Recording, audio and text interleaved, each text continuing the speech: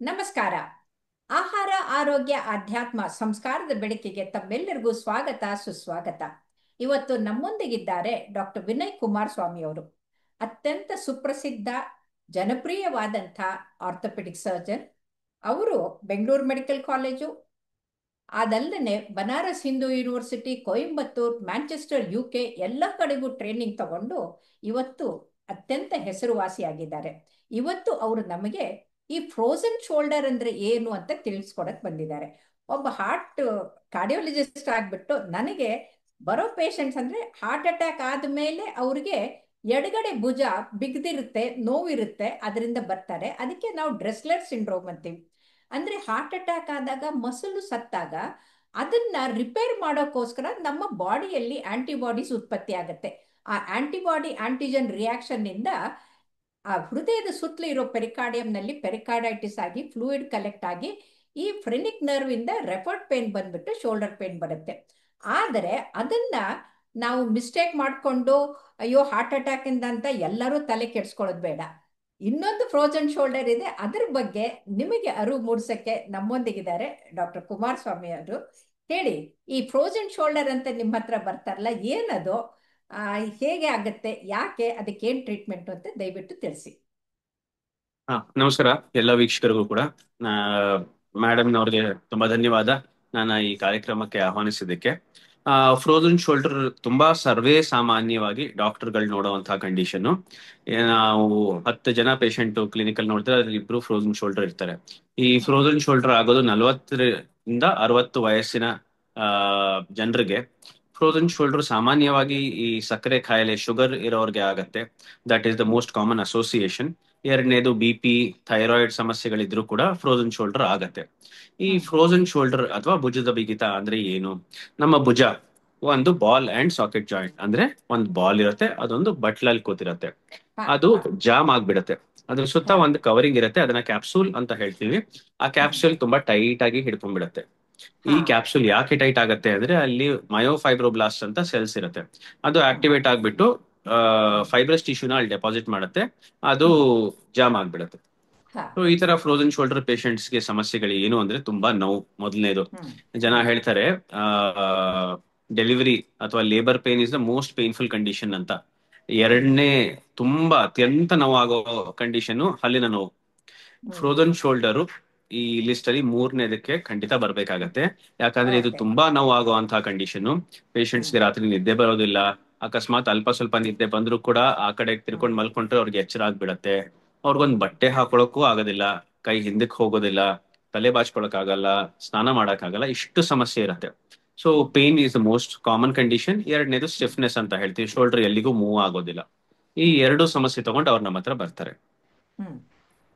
ಈ ಸಮಸ್ಯೆಯಿಂದ ಬಂದಾಗ ನೀವು ಅವ್ರಿಗೆ ಕ್ಲಿನಿಕಲಿ ಎಕ್ಸಾಮಿನ್ ಮಾಡಿ ಅದರಲ್ಲೇ ಡಯಾಗ್ನೋಸ್ ಮಾಡ್ತೀರಾ, ಅಥವಾ ಬೇರೆ ಏನಾದರೂ ಚಿಕಿತ್ಸೆಗೆ ಇನ್ವೆಸ್ಟಿಗೇಷನ್ಸ್ ಮಾಡಬೇಕಾಗತ್ತಾ?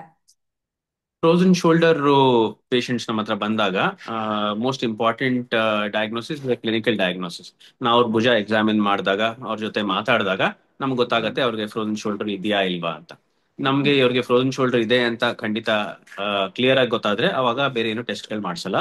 ಇದಕ್ಕೆ MRI ಸ್ಕ್ಯಾನ್ ಅಂತ ಒಂದ್ ಮಾಡಿಸ್ತೀವಿ. MRI ಮಾಡಿದ್ರು ಕೂಡ ಫ್ರೋಜನ್ ಶೋಲ್ಡರ್ ಗೊತ್ತಾಗತ್ತೆ. ಈ MRI ಸ್ಕ್ಯಾನ್ ನಾವು ಒಂದೊಂದ್ಸಲ ಫ್ರೋಜನ್ ಶೋಲ್ಡರ್ ಕೇಸಸ್ ಅಲ್ಲಿ ಆಪರೇಷನ್ ಮಾಡ್ತೀವಿ. ಆ ಆಪರೇಷನ್ ಮಾಡಕ್ ಮುಂಚೆ ಮಾಡಿಸ್ಕೋತೀವಿ.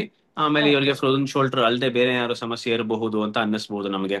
ಆ ತರ ಪರಿಸ್ಥಿತಿನಲ್ಲಿ ನಾವು MRI ಮಾಡಿಸ್ತೀವಿ. Frozen shoulder usually doctors clinically ನೋಡಿ ಡಯಾಗ್ನೋಸ್ ಮಾಡ್ತಾರೆ. ಕೆಲವು ಕೇಸಸ್ ಅಲ್ಲಿ ಮಾತ್ರ ನಾವು MRI ಸ್ಕ್ಯಾನ್ ಮೂಲಕ ಫ್ರೋಜನ್ ಶೋಲ್ಡರ್ ನ ಕಂಡುಹಿಡಿತೀವಿ. ಓಕೆ, ಈಗ ನೀವು ಕ್ಲಿನಿಕಲ್ ಎಕ್ಸಾಮಿನ್ ಮಾಡಿ ಕೈ ಎತ್ತಕ್ಕಾಗಲ್ಲ, ಇದ್ ಮಾಡಕ್ಕಾಗಲ್ಲ ಅಂತ ನೀವು ಡಿಸೈಡ್ ಮಾಡಿದ್ಮೇಲೆ ಯಾವ ತರದ ಚಿಕಿತ್ಸೆಯನ್ನ ಕೊಡ್ತೀರಿ ಅವ್ರಿಗೆ? Frozen shoulder is a self limiting condition. ಅದ್ರ ಅರ್ಥ ಏನು ಅಂದ್ರೆ ಫ್ರೋಜನ್ ಶೋಲ್ಡರ್ ಸುಮಾರು ಜನಕ್ಕೆ ಅದಾಗದೆ ವಾಸಿ ಆಗತ್ತೆ. ಬಟ್ ಅದಾಗದೆ ವಾಸಿ ಆಗೋದಕ್ಕೆ ಸುಮಾರು 1 ರಿಂದ 2 ವರ್ಷ ತಗೊಳುತ್ತೆ. ಅಲ್ಲಿ ತನಕ ಅವರು ನೋವಿಂದ ಸಫರ್ ಮಾಡ್ತಾ ಇರ್ಬೇಕಾಗತ್ತೆ. ಸೊ ಆ ತರ ಟೈಮಲ್ಲಿ ನಾವು ಕೆಲವು ಪೇನ್ ಕಿಲ್ಲರ್ಸ್ ಕೊಡ್ತೀವಿ. ಕೆಲವು ತರ ಪೇನ್ ಕಿಲ್ಲರ್ಸ್ ಸೇಫ್ ಆಗಿರುವಂತದ್ದು ಇರುತ್ತೆ, ಯಾವ್ದನ್ನ ಪೇಷಂಟ್ ಸ್ವಲ್ಪ ಜಾಸ್ತಿ ದಿನಕ್ಕೆ ತಗೋಬಹುದು. ಕೆಲವು ಪೇಷಂಟ್ಸ್ ಕಿಡ್ನಿಗೆ ಸಮಸ್ಯೆ ಆಗತ್ತೆ, ಕೆಲವು ಪೇನ್ ಕಿಲ್ಲರ್ಸ್ ಅಂತದನ್ನ ಕೊಡಬಾರ್ದು ಫ್ರೋಜನ್ ಶೋಲ್ಡರ್ ಪೇಷಂಟ್ಸ್ಗೆ. ಎರಡನೇ ಟ್ರೀಟ್ಮೆಂಟ್ ಫಿಸಿಯೋಥೆರಪಿ ಅಂತ ಹೇಳ್ತೀವಿ. ಫಿಸಿಯೋಥೆರಪಿ ತುಂಬಾ ಇಂಪಾರ್ಟೆಂಟ್ ಚಿಕಿತ್ಸೆ ಫ್ರೋಜನ್ ಶೋಲ್ಡರ್ ಪೇಷಂಟ್ಸ್ಗೆ. ಫಿಸಿಯೋಥೆರಪಿ ಡಾಕ್ಟರ್ಗಳು ಅಂತಾನೆ ಬೇರೆ ಇರ್ತಾರೆ. ಅವರು ಹಾ. ಭುಜಾನ ನಿಧಾನಕ್ಕೆ ನಿಧಾನಕ್ಕೆ ನಿಧಾನಕ್ಕೆ ದಿನೇ ದಿನೇ ದಿನೇ ದಿನೇ ದಿನೇ ಸ್ವಲ್ಪ ಹ್ಮ್. ಜಾಸ್ತಿ ಮೂವ್ಮೆಂಟ್ ಮಾಡಿ ಮಾಡಿ ಮಾಡಿ ಆ ಹೋಗಿರೋ ಮೂವ್ಮೆಂಟ್ ನ ಬರೆಸ್ತಾರೆ. ಅದು ಹ್ಮ್. ಸಡನ್ ಆಗಿ ಒಂದೇ ದಿನ ಮಾಡ್ಬೇಕು ಅಂತ ಪ್ರಯತ್ನ ಪಟ್ರೆ ಆಗೋದಿಲ್ಲ. ಅದಕ್ಕೆ ಹಾ. ಫಿಸಿಯೋಥೆರಪಿ ಡಾಕ್ಟರ್ಗಳು ಕೆಲವು ಹ್ಮ್. ಟೆಕ್ನಿಕ್ಸ್ ಮೂಲಕ ಹ್ಮ್. ನಿಧಾನಕ್ಕೆ ಆ ಮೂವ್ಮೆಂಟ್ ನ ತಗೊಂಡ್ಬರ್ತಾರೆ. ಹಾ. ಕೆಲವ್ರಿಗೆ ಇದರಲ್ಲೆಲ್ಲ ಸಮಸ್ಯೆ ಸರಿ ಹೋಗೋದಿಲ್ಲ ಅಂತವ್ರಿಗೆ ನಾವು ಭುಜಕ್ಕೆ ಒಂದು ಇಂಜೆಕ್ಷನ್ ಕೂಡ ಕೊಡ್ತೀವಿ. ಈ ಎರಡು ತರ ಹ್ಮ್. ಇಂಜೆಕ್ಷನ್ ಇರುತ್ತೆ ಫ್ರೋಜನ್ ಶೋಲ್ಡರ್ ಅಲ್ಲಿ. ಒಂದು ಸ್ಟೀರಾಯ್ಡ್ ಇಂಜೆಕ್ಷನ್ ಅಂತ ಹೇಳ್ತೀವಿ, ಎರಡನೇದು PRP ಅಥವಾ ಪ್ಲೇಟ್ಲೆಟ್ ರಿಚ್ ಪ್ಲಾಸ್ಮಾ ಇಂಜೆಕ್ಷನ್ ಅಂತ ಕೊಡ್ತೀವಿ. Hmm. Hmm. So hmm. Common treatment is medicines, physiotherapy, hmm. ಆಮೇಲೆ injections into the shoulder. ಹಾ. ಈ ಪ್ಲೇಟ್ಲೆಟ್ ರಿಚ್ ಪ್ಲಾಸ್ಮಾ ಅದು ಪೇಷಂಟ್ ಓನ್ ಬ್ಲಡ್ ಇಂದ ತೆಗೆದು ಮಾಡ್ತೀರಾ? ಅದು ಕಾಸ್ಟ್ ಎಷ್ಟು ಅಂತ, ಹೇಗೆ ಅದು? ನಿಜ. PRP ಅಥವಾ ಪ್ಲೇಟ್ಲೆಟ್ ರಿಚ್ ಪ್ಲಾಸ್ಮಾ ಅಂದ್ರೆ ನಮ್ಮ ರಕ್ತದಲ್ಲಿ ಪ್ಲೇಟ್ಲೆಟ್ಸ್ ಅಂತ ಕಣಗಳಿರುತ್ತೆ. ನಾವು ಒಂದು ಹ, 30 ml ಬಿಳೆ ಬ್ಲಡ್ ಕಣಗಳು. ತಗೋತೀವಿ ಹ್ಮ್. ಪೇಷಂಟ್ಸ್ ಬಾಡಿಯಿಂದ. ಅದನ್ನ ಸೆಂಟ್ರಿಫ್ಯೂಗೇಷನ್ ಅನ್ನೋ ಪ್ರೊಸೆಸ್ಗೆ ಸಬ್ಜೆಕ್ಟ್ ಮಾಡಿ ಅದರಿಂದ 3 ml ಪ್ಲೇಟ್ಲೆಟ್ ಅಥವಾ 2 ml ಪ್ಲೇಟ್ಲೆಟ್ ಬರುತ್ತೆ. ಅದನ್ನ ವಾಪಸ್ಸು ನಾವು ಶೋಲ್ಡರ್ ಒಳಗೆ ಇಂಜೆಕ್ಟ್ ಮಾಡ್ತೀವಿ. So okay. Patient blood the ಒಂದು ಕಣನ ವಾಪಸ್ ಇಂಜೆಕ್ಟ್ ಮಾಡ್ತೀವಿ. ಓಕೆ. ಓಕೆ. ಅದರಿಂದ ಅಲ್ಲಿ ಹೀಲಿಂಗ್ ಪ್ರೋಸೆಸ್ ಚೆನ್ನಾಗಾಗುತ್ತೆ. ಯಾಕಂದ್ರೆ ನಮ್ಮಲ್ಲಿ ಎಲ್ಲೇ ಇಂಜುರಿ ಆಗಲಿ, ರಕ್ತನಾಳದಾಗಲೇ ಆಗಲಿ, ಎಲ್ಲೇ ಆಗಲಿ, ಫಸ್ಟ್ ಹೋಗದೆ ಈ ಬಿಳೆ ಕಣಗಳು. Like warriors they go and seal that. So that is the one. But ಅದರಲ್ಲಿ ಅಷ್ಟು ಬರದೇ ಇರೋದ್ರಿಂದ, ಅದು ಕಾಸ್ಟ್ಲಿ ಆಗಿರೋದ್ರಿಂದ, ಕಾಂಪ್ಲಿಕೇಟೆಡ್ ಆಗಿರೋದ್ರಿಂದ ನೀವು ಸ್ಟೀರಾಯ್ಡ್ ಕೊಡ್ತೀರಿ ಅಂತಂದ್ರಿ. ಈಗ ಇದು ಹೌದು ಹೌದು. ಬರದ ಹಾಗೆ ಆ ಪ್ರಿವೆನ್ಷನ್ಗೆ ನಾವು ರೆಗ್ಯುಲರ್ ಆಗಿ ಈ ತರ ಎಕ್ಸಸೈಸ್ ಮಾಡೋದು ನಾನು ರೆಗ್ಯುಲರ್ಲಿ ಮಾಡ್ತೀನಿ.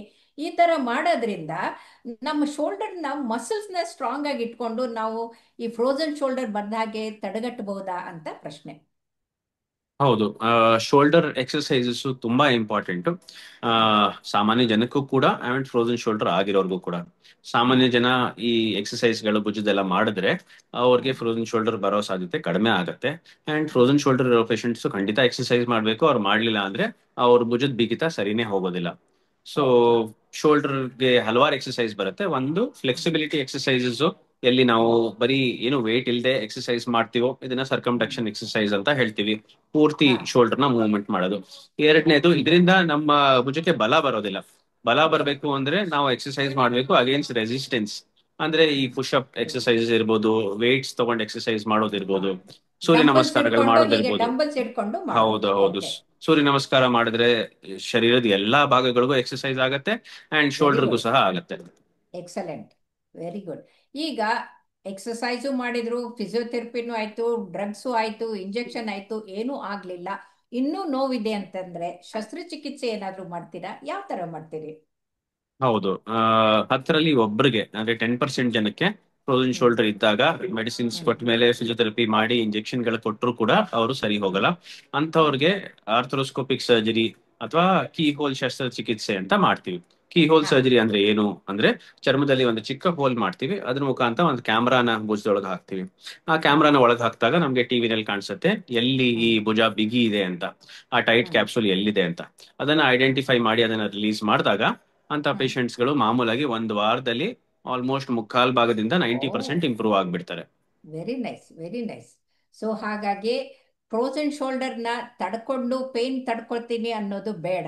ಅದಕ್ಕೆ ಚಿಕಿತ್ಸೆ ಇದೆ, ಔಷಧಿ ಇದೆ, ಫಿಸಿಯೋಥೆರಪಿ ಇದೆ, ಇಂಜೆಕ್ಷನ್ ಇದೆ, ಶಸ್ತ್ರಚಿಕಿತ್ಸೆನೂ ಇದೆ. ಬೇಕಾದವ್ರಿಗೆ ಮಾತ್ರ ಕೊನೆಗೆ ಶಸ್ತ್ರಚಿಕಿತ್ಸೆ ಕೊನೆಯದು ಅಂತ ಬಹಳ ಸುಂದರವಾಗಿ ಸರಳ ಕನ್ನಡದಲ್ಲಿ ತುಂಬಾ ಚೆನ್ನಾಗಿ ನಮ್ಮ ವೀಕ್ಷಕರಿಗೆ ತಿಳಿಸ್ಕೊಟ್ಟಿದ್ದೀರಿ. ತುಂಬಾ ತುಂಬಾ ಧನ್ಯವಾದಗಳು ಡಾಕ್ಟರ್ ವಿನಯ್ ಅವರೇ. ನಮಸ್ಕಾರ. ತುಂಬಾ ಧನ್ಯವಾದಗಳು ಮೇಡಮ್. ಧನ್ಯವಾದ. Thank you.